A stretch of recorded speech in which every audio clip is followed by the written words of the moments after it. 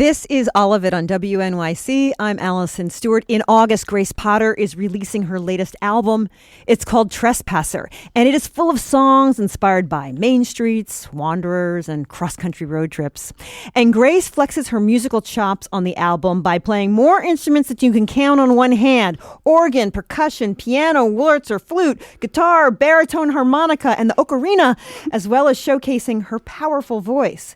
Trespasser is out on August 21st, but in the meantime, Grace Potter joins me now for a special preview of the album and also to perform some unreleased songs from the record in a solo acoustic set. Grace, it is so nice to see you. I'm so happy to be here, Allison. Thanks for having me. I am so happy to have you as well. Our first song we're going to hear is called Love Me Not. What is the story of the song? So this was the last song I wrote for the record, and it was meant to be a song about free will and like what good is our will if it isn't free? Like if this is all going to happen.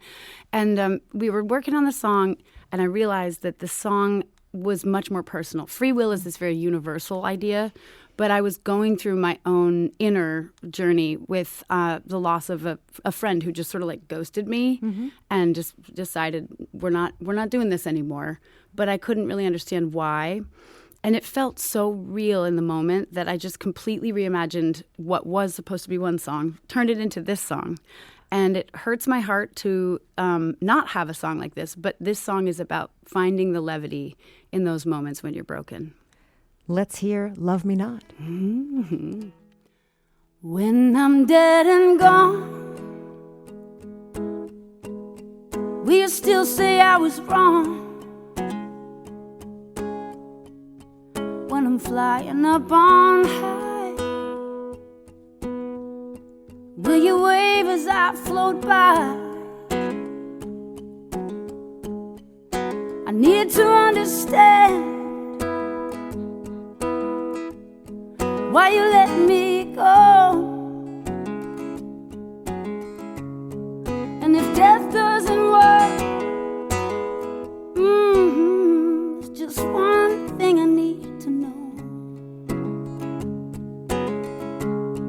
Do you love me? Do you love me not? Do you love me? Do you love me not? Do you love me? Did you ever even like me a little? Do you love me? Do you love me not? Do you love me? Do you love me not? I know I come in a little hot, but you're so cold you won't beat in the middle.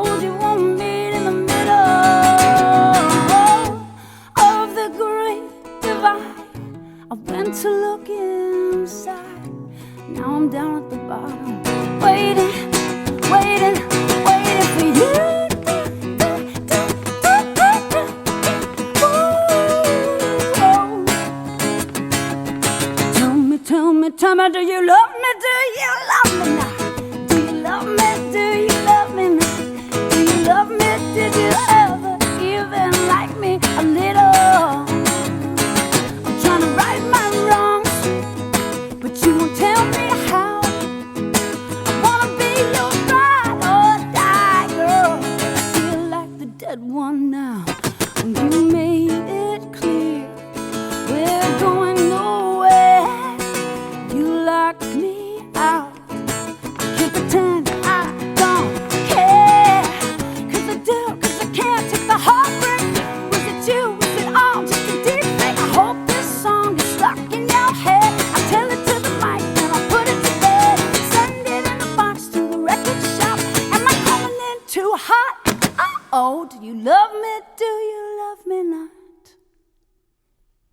That was Grace Potter. She's here to perform live and preview her new album called Trespasser. You can catch her live in Amagansett and at Red Bank as well. Wow, that sounded really good.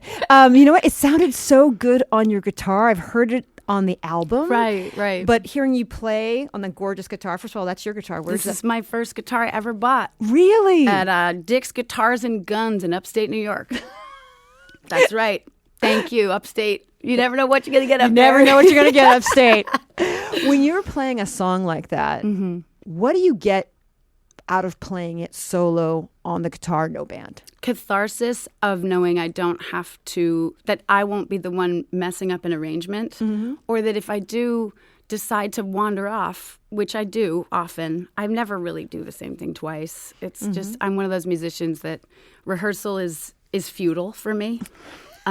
Because I will never do the same thing twice. And the set list is just sort of a suggestion. It's not really a set list. So in this moment, I get that catharsis of really taking a moment. If a lyric feels like it needs to be repeated, you know, one of my favorite poets, David White, will often take a piece of a line and he'll repeat it many times, maybe 3 times, 4 times, to make sure it really sinks in.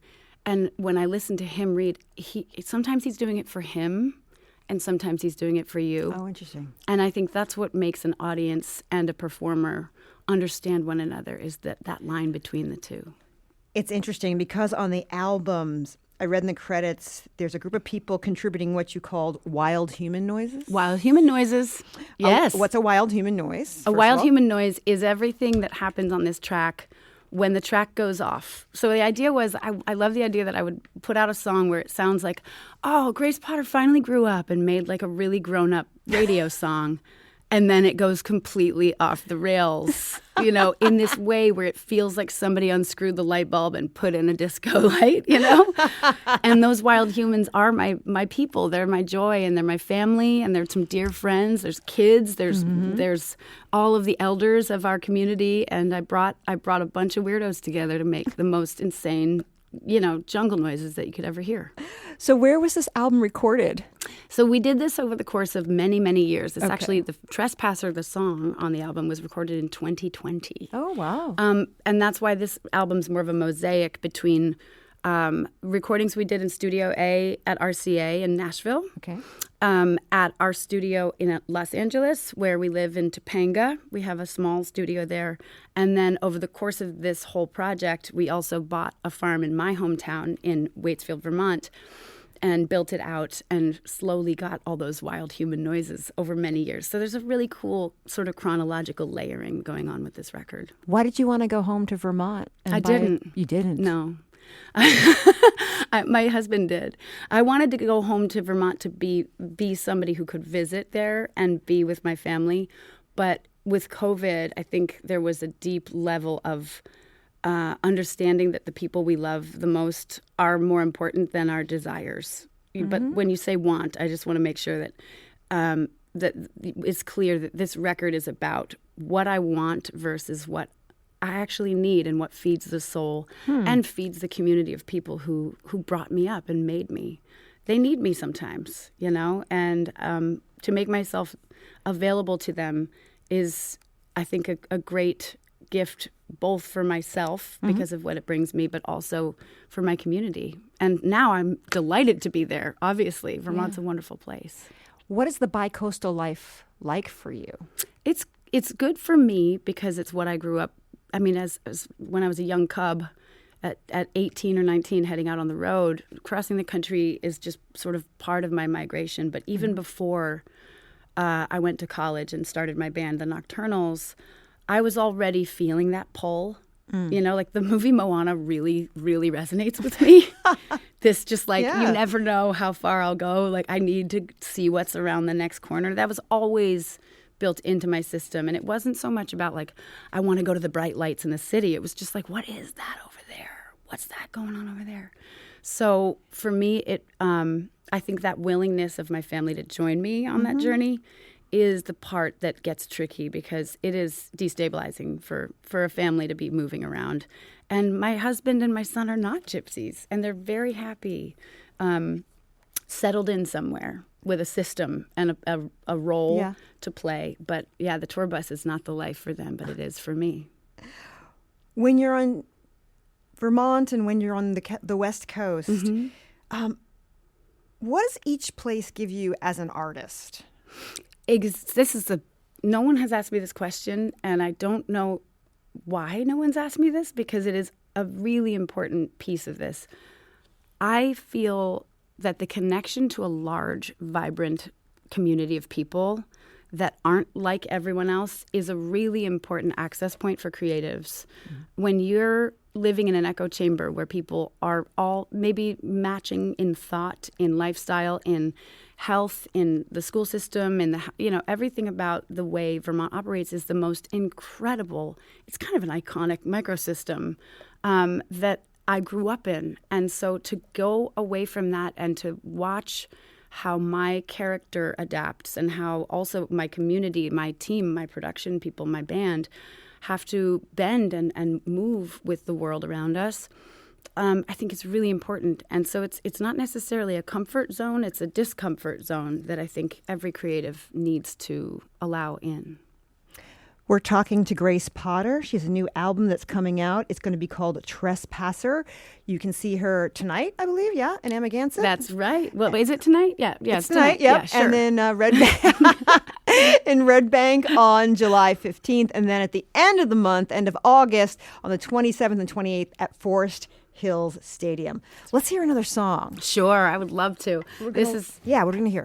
Well, Allison, I've thought about, I love your show and I listen all the time, and I rarely hear music on, so I wanted to do just like a really good, what I think belongs on the radio, on your show, but also what feels the most true to this record. If this record hadn't been called Trespasser, it would have been called Run Baby Run. Mm-hmm. This is my let's help someone else find their way while also giving ourselves a new direction to run in.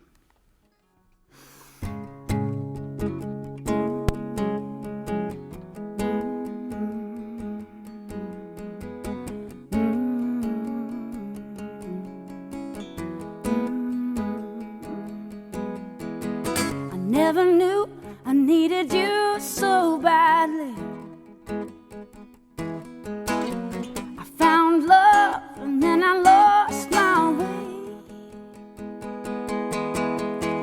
Every touch, every word you say gets under my skin, goes over my head, and I don't want to spend my life drowning out this voice inside saying, head for the hills, run baby run, run to the wild blue yonder, hit the highway, he ain't the one, distance to make you stronger.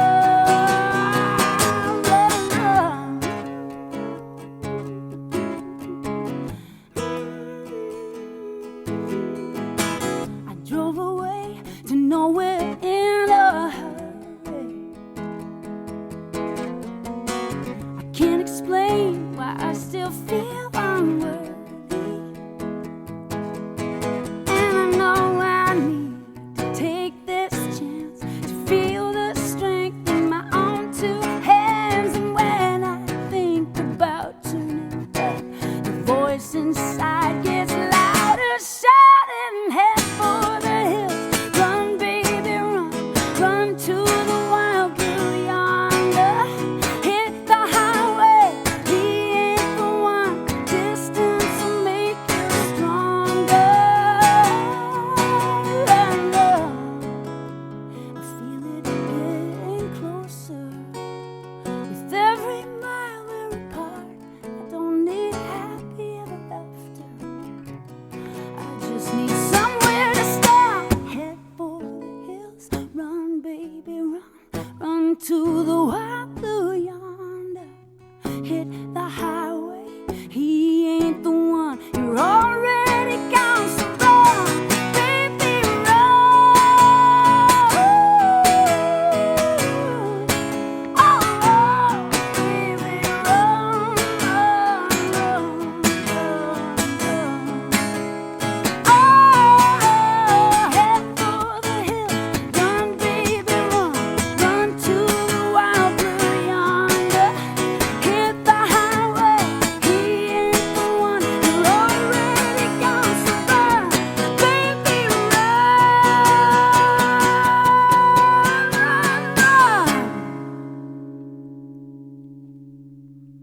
Grace Potter. She's here to perform live and preview her new album called Trespasser. I named a list of instruments that you use on this album, that you perform on this album, just going down the notes. I was like, she did that? It's a coat of many colors, yes. It's amazing. Yeah. I can't believe I didn't break out the bagpipes, because that was an instrument I played when I was a kid. Oh, do you still? Well, they're expensive to maintain.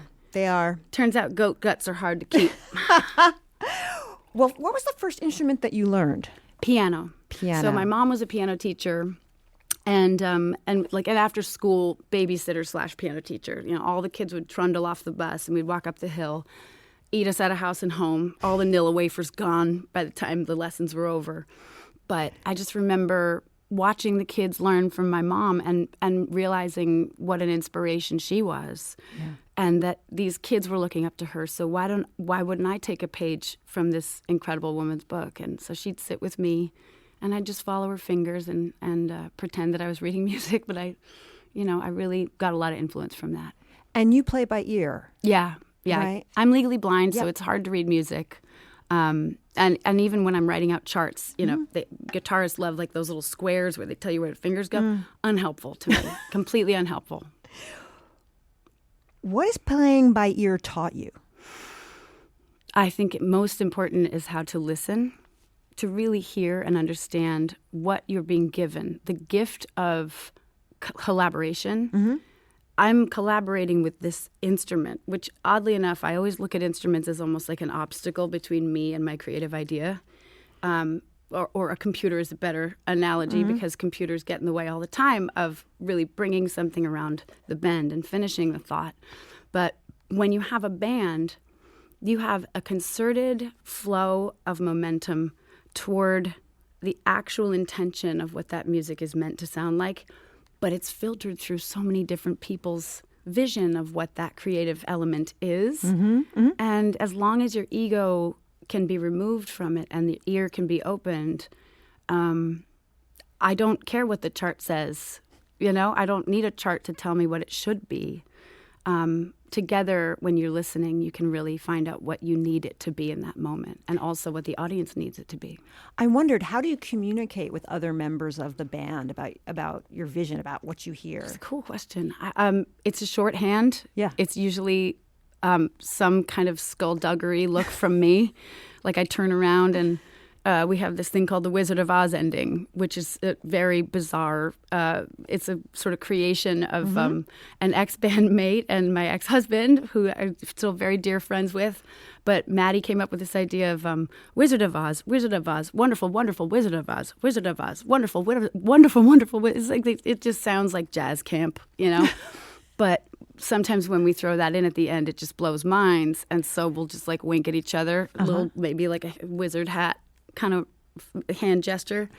But there's a lot of different ways that my band has learned to use my intuition and lean into it for their own music as well. And it's fun to watch them go do their own solo projects and then come back and feel more confident every time, with knowing that like we do not have a real set list.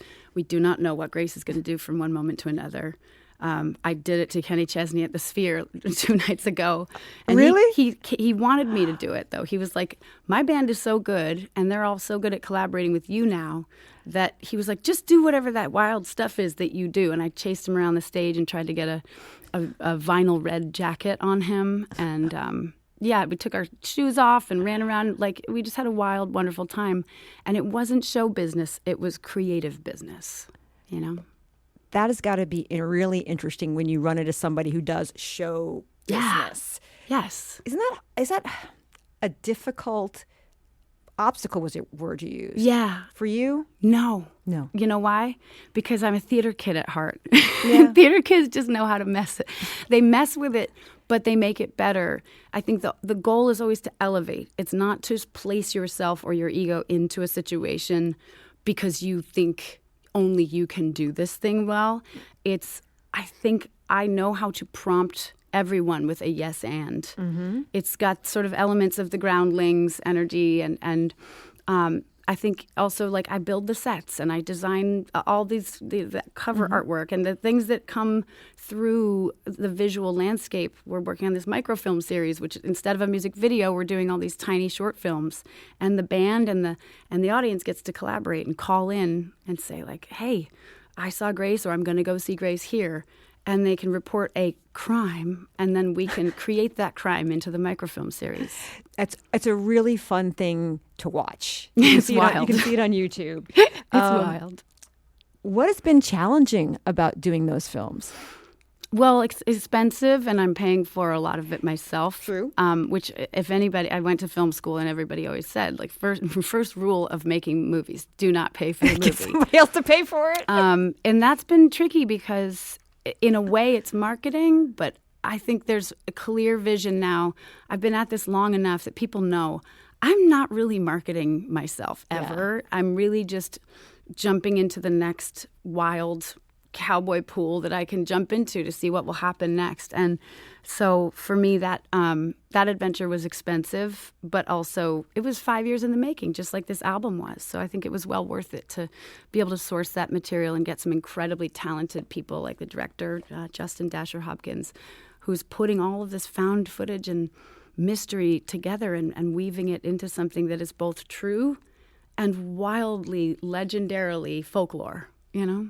People can go look that up on YouTube. Yes. You're going to retune your guitar I as am. I tell people what is going on. That's We're listening to Grace Potter. She's here to perform live and preview her new album called Trespasser. It is due out on August 21st. You can catch her live tonight in Amagansett or in Red Bank on July 15th.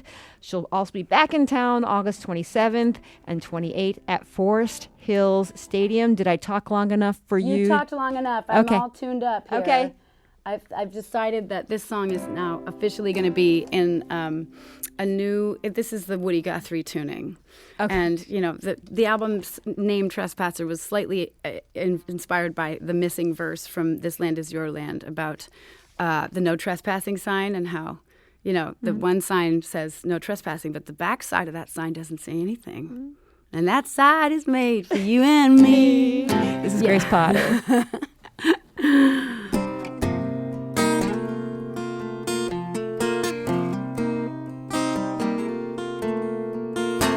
I sent a postcard just like a movie.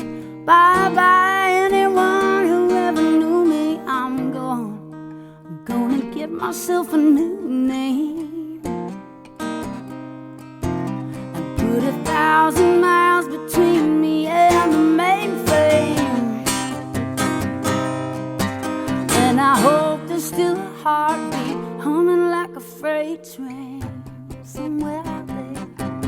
I've been trying to find Main Street, USA, with the boys and the girls and the jukebox playing down at the big top, popping off, calling my name. I'm looking for the place called Main Street, USA.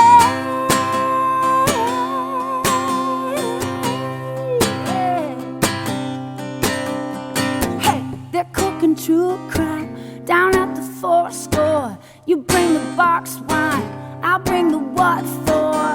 Come on, catch me if you can.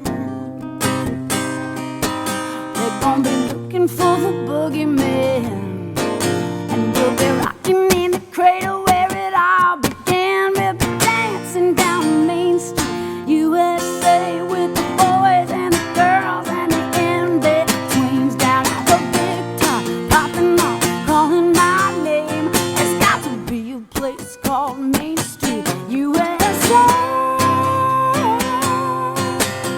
Ooh, oh, oh, oh.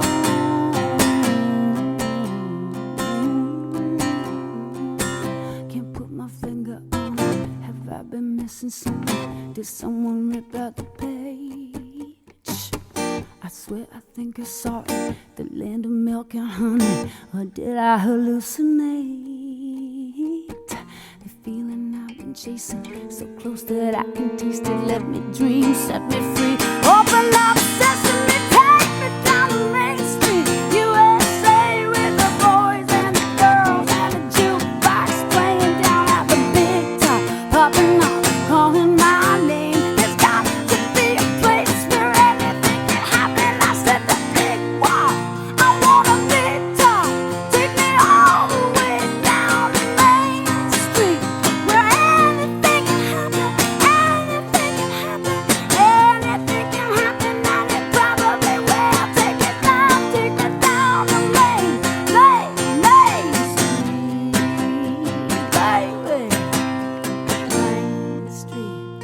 I'm looking for a place called Main Street, USA.